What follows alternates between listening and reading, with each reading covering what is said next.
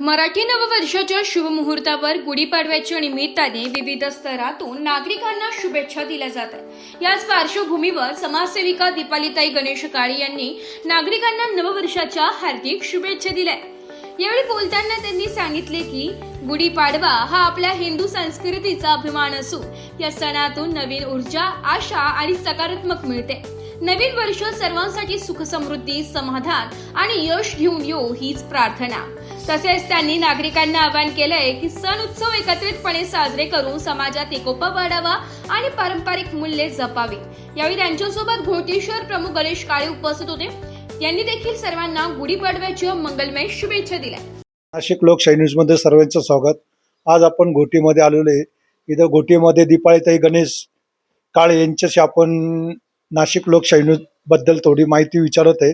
यांचं कार्य म्हणलं तर हे महिला बचतचे सदस्य तर आहेच आहे, पण यांचं कार्य खूप मोलाचं असल्यामुळे नाशिक लोकशाही न्यूजनी सर्वे केला असता त्यांचं सर्वात महत्त्वाचं कार्य म्हणजे कोरोनामध्ये त्यांनी अनेक गोरगरिबांना मदत केलेली असो किंवा कोणाच्या अडचणी असो, परत लाडकी बहीण योजनेमध्ये त्यांनी गोरगरिबांना फॉर्म भरून तर पूर्ण सेवा उपलब्ध करून दिली।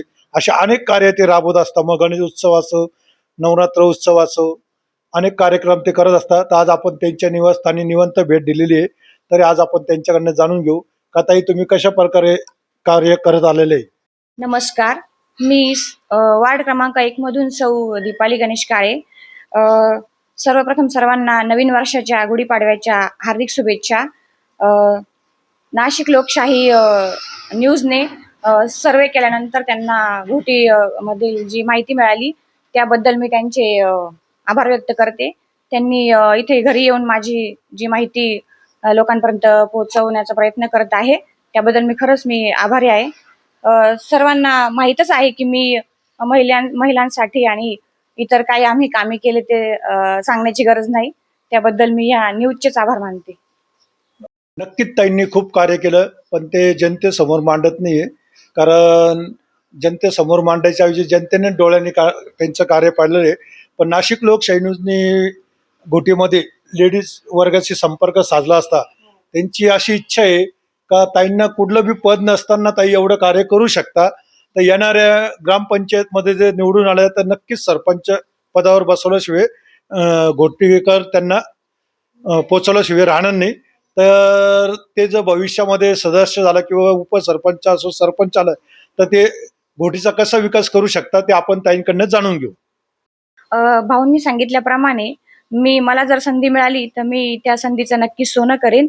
आमच्या इथे पाण्याचा खूप प्रॉब्लेम आहे, त्या पाण्याच्या प्रश्नाकडे मी खूप भर देणार आहे, कारण मी इथे राहते, मला माहिती आहे पाणी नसल्यावर महिलांचे किती हाल होतात।